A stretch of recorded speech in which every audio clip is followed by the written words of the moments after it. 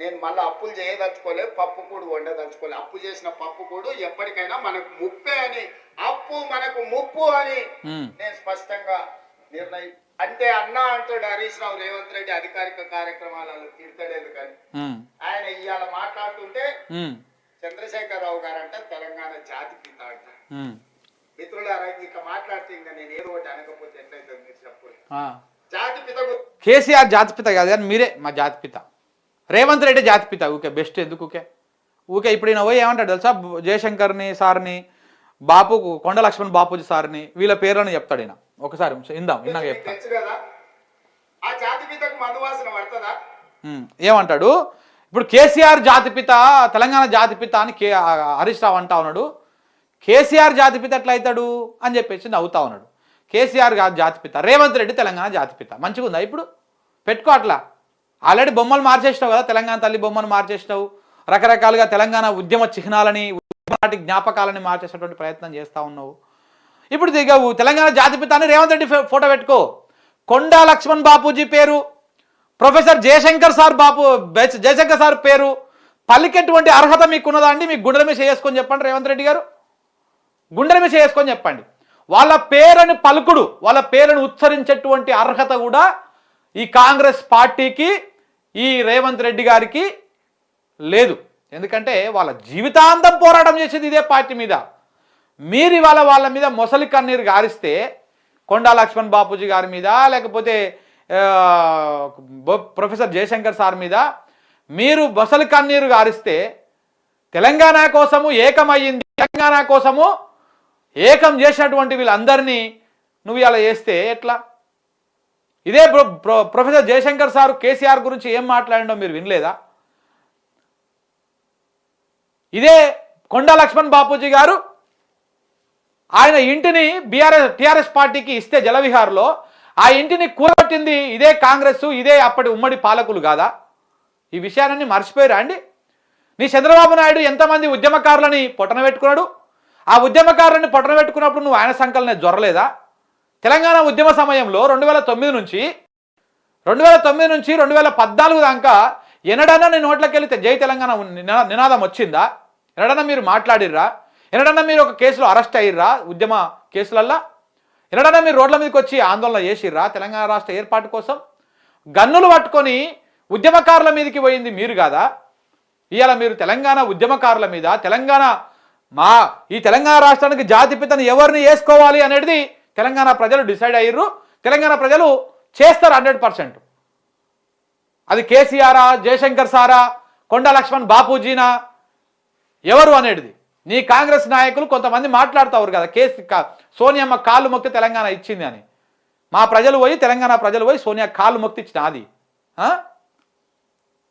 మీరు ప్రతి అడుగున తెలంగాణ ఆత్మగౌరవానికి కించపరుస్తారు, అడుగున తెలంగాణ ఉద్యమాన్ని కించపరుస్తారు, అడుగున తెలంగాణని అన్ని విధాలుగా అవహేళన చేసేటువంటి విధంగా, అవమానం చేసేటువంటి విధంగా మాట్లాడతారు. మళ్ళా ఇప్పుడు ఇక్కడికి వచ్చి జాతిపిత మీద ఇంకేమంటాడు, మందు ఏదో అంటాడు. మందు గుజరాత్లో మందు బంధు పెట్టించింది, అవునా?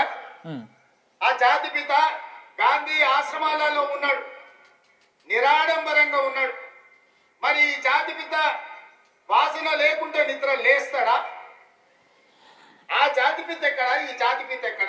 ఇప్పుడు అంటే కేసీఆర్ తాగుతాడు అనేటువంటి ఇంటెన్షన్ తోటి నేను మాట్లాడి మొన్ననే ఒక చిల్లర కామెంట్ చేసి మార్చరికి పోతాడు అని మాట్లాడి ఒక పరువు తీసిండు. ఈ రాష్ట్ర ముఖ్యమంత్రి ఆయన స్థాయిని తగ్గించుకుంటున్నాడు. నిన్న ఏమంటున్నాడు, కేసీఆర్ తాగుతాడు, మందు వాసన చూడందే లేవడు అన్నట్టుగా ఆయన మాట్లాడుతూ ఉన్నాడు. అంటే ఇదేంటిదంటే నిన్న నీతులు చెప్తివి కదా నువ్వు, నిన్న అసెంబ్లీలో నీతులు చెప్తివి. మా పర్సనల్స్ మాట్లాడతారా, మా గురించి చెప్తారా, మా గురించి మాట్లాడతారా ఇట్లా అని చెప్పేసి. కేసీఆర్ తాగంగా నువ్వు చూసినావా రేవంత్ రెడ్డి గారు? కేసీఆర్కు పోయి ఏమన్నా మందులో నీళ్ళు కలిపినావా, పెగ్గు కలిపి పోసినావా, ఏమన్నా చేసినావా నువ్వు? చూసినావా నువ్వు? అట్లా ఎందుకట్ట ఒక చిల్లర వ్యవహారాన్ని చేసుడు? ఇట్లా నీ గురించి మాట్లాడాలంటే 2014 ముందు గతంలో మీ సెటిల్మెంట్లు, మీ హోటళ్ళ వ్యవహారాలు, మీ కథలు, ఎవరెవరికి ఎట్టెట్ల ఎరేసుడు, ఏ రకంగా మీరు ఏం చేయలేము. ఎమ్మెల్యేగా గెలవక ముందుకే, ఒక మంత్రి కాక ముందుకే అన్ని వందల కోట్ల రూపాయలు ఎట్లా సంపాదించాడు. మరి కేసీఆర్ 9 సార్లు ఎమ్మెల్యేగా పనిచేసిండు, 2-3 సార్లు 2 సార్లు మంత్రిగా పనిచేసిండు, స్పీకర్గా పనిచేసిండు, కేంద్ర మంత్రిగా పనిచేసిండు, 2 సార్లు ముఖ్యమంత్రిగా పనిచేసిండు కేసీఆర్. ఇంకా గదే నందినగర్లో ఒక కారు పెడితే ఇంకో కారు పట్టినటువంటి చిన్న సందులో, గల్లీలో, ఒక కాలనీలో, ఒక బస్తీలో ఒక చిన్న ఇల్లు ఎట్లా ఉన్నది. మీరు ఏం కాకముందుగా ఒక పెద్ద ఎస్టేట్ని వందల వేల గదాల్లో ఎట్లా కట్టుకొని ఎట్లా చేసారు. మీరు ఏ సెటిల్మెంట్లు దందాలు చేయకముందుకే. మరి అన్నిటి గురించి వాళ్ళు కూడా మాట్లాడితే మంచిగా ఉంటుంది కదా. అప్పట్లో ఏవో ఆరోపణలు వచ్చినాయి కదా ఒక చౌదరి పేరు మీద. మరి ఇవన్నిటి గురించి మాట్లాడితే బాగుంటుంది, ఇట్లా పోతే బాగుంటుందా? మరి అది మంచిగా కూడా చెప్పండి. మీకేమో ఒక న్యాయము, అవతల వాళ్ళకేమో ఇంకొక న్యాయం. ఆయన దాంగా నువ్వు చూసినావు ఇంత ఎటకారం. ఆ జాతిపిత ఎక్కడో చిన్న చిన్న దళిత వాడల్లో జీవితం గడిపితే 100 ఎకరాల ఫామ్ హౌస్లో ఈ జాతిపిత గారు ఉన్నారు. ఈయన జాతిపిత ఎట్లయితాడని నేను అడుగుతున్నాను. అసలు పోల్చుకోవడానికన్నా పొంతన ఉండాలి కదా. పులిని చూసి నక్క వాతలు పెట్టుకుంటే వాతలతోని నక్క పులి అయిపోతుందా? జాతిపిత అంటే ఎవరు? అబ్బా, ఇప్పుడు ఈ పదాలన్నీ మీ గురించి మీరు చెప్పుకుంటున్నట్టుగానే అనిపిస్తా ఉన్నది. మీరు మాట్లాడినటువంటి ఈ మాటలకు గతంలో కేసీఆర్ గారు ఒకసారి మాట్లాడు చూడండి. నువ్వు మందు తాగుతావు, నీకు తెలుసా? నువ్వు వచ్చిపోసినావా నాకు మందు? ఇప్పుడు వచ్చిన మందు కలిపినావా? నువ్వు మాట్లాడచ్చు అట్లా? నీ సంస్కారం, నీ గురువులు నీకు ఈ సంస్కారం నేర్పిండ్రా? ఇదేనా నీ సంస్కారం? ఇదే మాట్లాడేది నాకు అర్థం కాదు.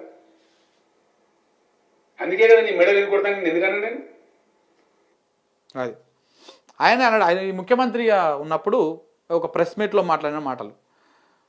అంటే ఇప్పుడు మొన్న రేవంత్ రెడ్డి గారు అసెంబ్లీలో ఊగిపాయి కదా, పర్సనల్గా మాట్లాడుతారు, ఫ్యామిలీలో మాట్లాడుతారు అని చెప్పేసి. ఇదే రేవంత్ రెడ్డి గారు గతంలో ప్రతిపక్షంగా ఉన్నప్పుడు ఆయన నోటికి అదుపులేదు. ముఖ్యమంత్రిగా ఉండే గట్లా మాట్లాడుతూ ఉంటే ప్రతిపక్షంగా ఉండి ఎన్ని మాట్లాడుతూ ఉంటాడు? అసహనం. ఇదే ముఖ్యమంత్రి గారు ఇదే పీసీసీగా ఉన్నప్పుడు నాకు అంటే నేను చిన్నవాడినే కదా, ఒక చిన్నవాడినే కదా, ఫోన్ చేసి అప్పట్లో మనకు కొన్ని లీకులు వచ్చినాయి.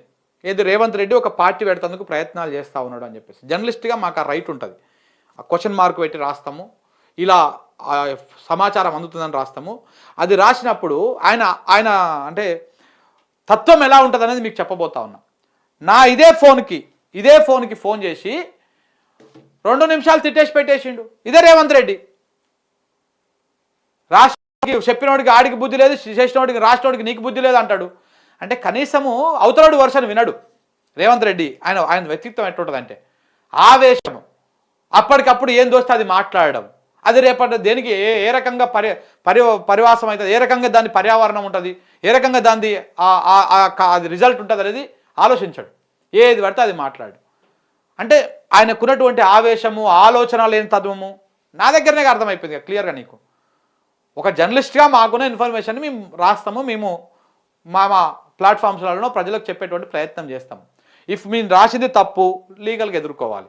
లేదు నాకు ఫోన్ చేసి చెప్పినావు నువ్వు, నేను పిఏలో లేకపోతే నువ్వో చెప్పినప్పుడు తమ్ముడు శంకర్ నువ్వు రాసింది తప్పు, బాబు శంకర్ నువ్వు రాసింది తప్పు, నువ్వు సరి చేసుకో, అది తప్పు అని చెప్పేసి మీరు మాకు వివరణ ఇచ్చినప్పుడు అది నేను రాయకపోతే అప్పుడు తప్పు అవుతుంది.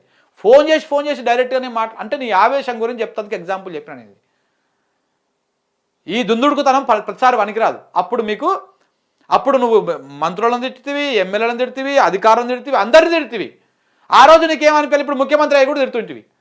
మీరు పర్సనల్గా తిట్టొచ్చు, మీరు పర్సనల్గా ఎవరైనా ఏమైనా అనొచ్చు, కానీ ఇప్పుడు ప్రతిపక్షంలో ఉన్నటువంటి వాళ్ళు, ఇప్పుడు ప్రజల పక్షాన మాట్లాడుతున్నటువంటి వాళ్ళు ఎవరైనా గట్టిగా మాట్లాడితే ఆహా మా కుటుంబం జోలికి వస్తారా? మరి మీరు చేసిన సంసారం ఏంటిదో, ఇన్ని రోజులు మీరు చేసింది ఏంటిదో. అట్లా కూడా ఇప్పుడు బీఆర్ఎస్ పార్టీలో కానీ ఇంకెవరినో అయినా కుటుంబాలను డైరెక్ట్గా పెట్టి ఎవరు ఏం రాయట్లేదు. ఆ రోజు నేను ఒక ట్వీట్ పెడితే దాని మీద కేసు పెట్టారు, దానికి నేను లీగల్గా పోతూనే ఉన్నాం, వాళ్ళ పోలీసులకు సహకరిస్తూనే ఉన్నాం, ఇప్పటికీ దాని మీద నడుస్తూనే ఉంది. అప్పట్లో రేవంత్ రెడ్డి గారు ఏం మాట్లాడు, తెలంగాణ తల్లి విగ్రహము సేమ్ అచ్చం కేసీఆర్ కుటుంబ సభ్యుల ఆ ఇంటిలో కవలికల లెక్కలనే ఉన్నాయి అని చెప్పేసి ఆయన అన్నాడు. అదే మాటని ఆదర్శంగా తీసుకొని నేను అది అయిపోయిన తర్వాత ఈయన విగ్రహం పెట్టినాక ఇప్పుడు రేవంత్ రెడ్డి గారు పెట్టిన విగ్రహం కూడా నాకు ఎందుకో ఆ విగ్రహం చూస్తే రేవంత్ రెడ్డి గారి కూతురు, రేవంత్ రెడ్డి గారి భార్య, వాళ్ళ ఫేస్ ముఖ కవలికలే కనపడతా ఉన్నాయి, ఇది అదేనా అని చెప్పేసి నేను కూడా పెట్టినా. దానికి కుటుంబం జోలికి పోతారా? అందులో పర్సనల్ విషయాలను తీసుకొస్తారా? ఆమెను తీసుకొస్తారా? ఎందుకు తీసుకురారు మీరు మాట్లాడినప్పుడు? అంటే మీరేమో ఏదైనా మాట్లాడొచ్చు. అంటే మీకు ఒక చట్టము, మాకొక చట్టము, రేవంత్ రెడ్డి గారికి ఒక సపరేట్ న్యాయము, మాకొక న్యాయం ఉంటుందా?